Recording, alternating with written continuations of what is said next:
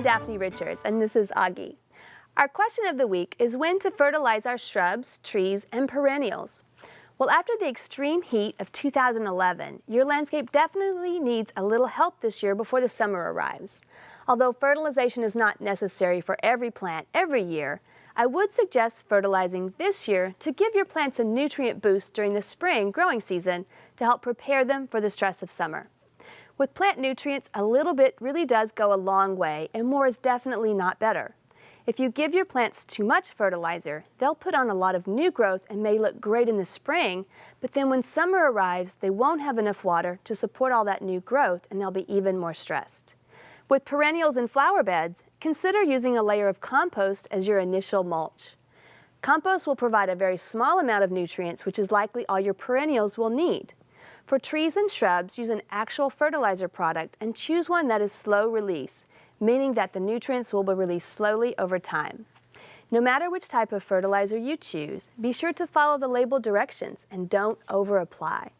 Also be sure to water your trees, shrubs, and all your plants very well this spring.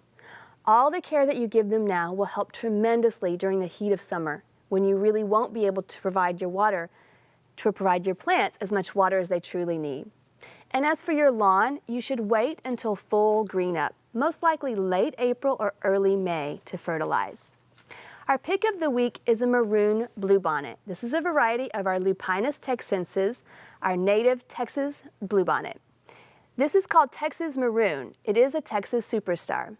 Although you may never see them, maroon bluebonnets actually are found in nature, along with a wide spectrum from white to pink to deep blue. The reason we see so many blue bluebonnets is because of genetics. The blue flower color is dominant and the other colors are recessive. Like our other native wildflowers, maroon bluebonnet seeds should be planted in the fall. But now is the perfect time to plant transplants. And be forewarned, since bluebonnets are annuals with the parent plant dying after seed production, the maroon color will be lost in your population if there are any blue bluebonnets in the area to pollinate them. Bluebonnets perform best in full sun and prefer very well-drained soil. The crown of this plant remains at soil level with only the leaves and flower stalks elongating. So if the soil is too heavy or stays too wet, your bluebonnets will rot quite quickly. If you'd like, you can allow the seeds to naturalize in your garden, or you can collect them once the pods have dried on the plant. Bluebonnet seeds have a very hard seed coat and require some physical scarring to soften and imbibe water. In nature, scarification occurs in varying ways, but if you collect seed for resowing, you could use a file to slough away some of the seed coat before planting.